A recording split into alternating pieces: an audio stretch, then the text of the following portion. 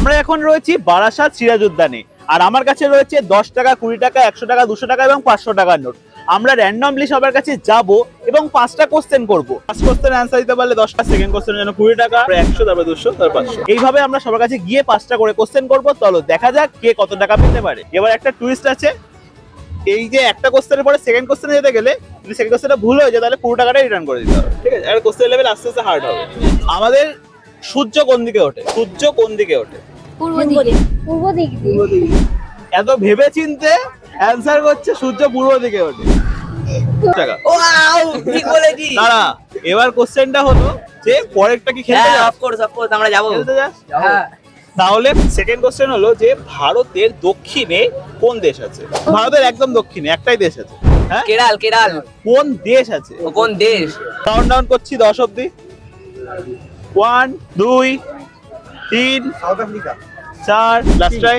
চীন। না, আর কিছু? 10। শ্রীলঙ্কা আছে দক্ষিণে। ও খুব ইজি কোশ্চেন ছিল, কিন্তু বলে হার্ড কোশ্চেন আমি কিন্তু এখনো যাইনি। যারা কোশ্চেন খুব ম্যাপ বের করতে হবে ভাই। একদম দক্ষিণে ছিল।